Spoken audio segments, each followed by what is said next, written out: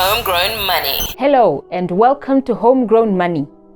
You are on Financial Game Changer series with Amanda Baloyi. Today, we'll look at the fastest way to financial doom. How quickly can you lose all your money? Now, we know that there are people who are able to make lots of money. Perhaps you're one of them who have been graced with so much money, but somehow you lose it as quickly as it comes in. What happened? It could be lack of financial literacy. So have you heard of these stories where a person wins the lottery but loses it in just a few years?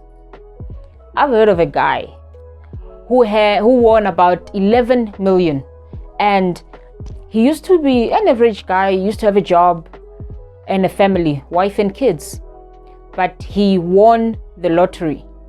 In 5 years' time, all he had was a small suitcase with a few clothing items. No car, no house, no family.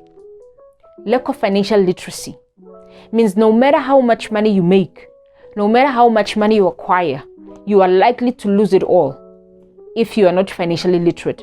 Do not wait for you to have a lot of money before you seek financial advice. Do not wait for you to have a lot of money before you equip yourself with knowledge, before you set up your mind right. Because when that money comes, your mind might not be ready. When that money comes, your thinking might not be ready. Your habits might not be ready to handle that kind of money. Because you see, when it comes to wealth creation, when it comes to financial freedom, it is not only about the money you acquire. It is not about the success you acquire, but it is who you become. The becoming must find you ready.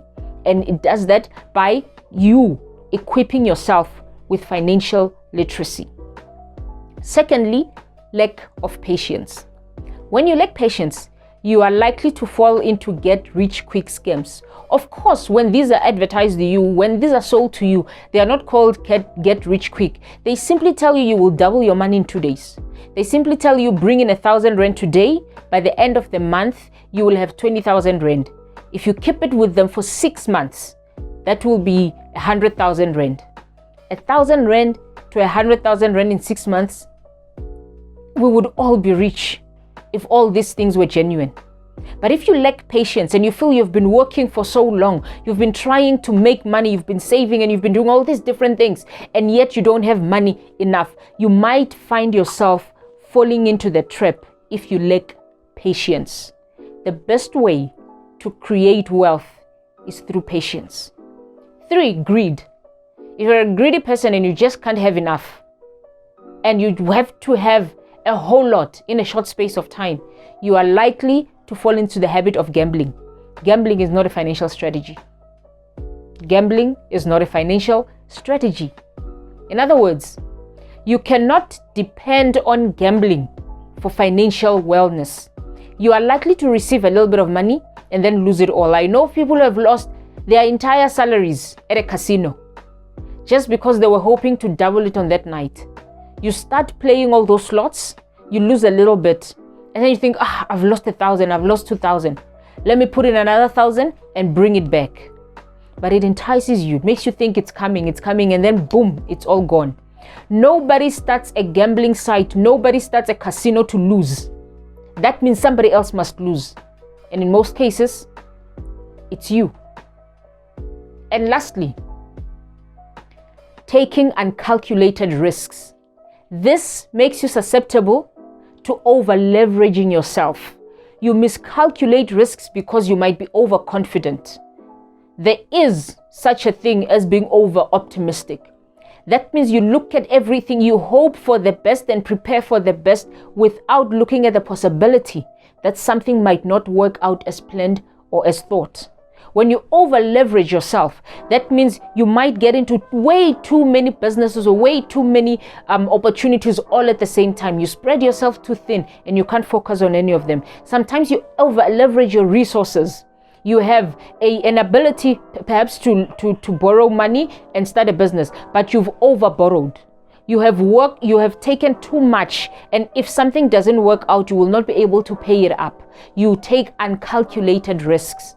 And by taking uncalculated risk, sometimes it means you might not be able to to absorb the loss should your plans not work out.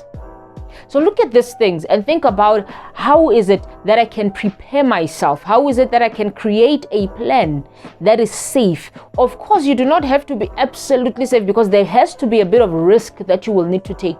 There has to be a little bit of wanting a little bit more. There has to be a desire to acquire what you need to desire for you to reach the goals that you want to reach financially. But in your pushing forward, in your pressing forward, make sure that you do not overextend yourself. Have some parameters in place. Know how much you can lose.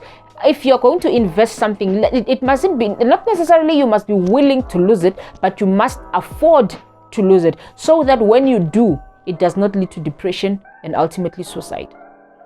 There are fast ways to lose money, but make sure that you prevent yourself from that, so that if anything happens, it is not on your own accord.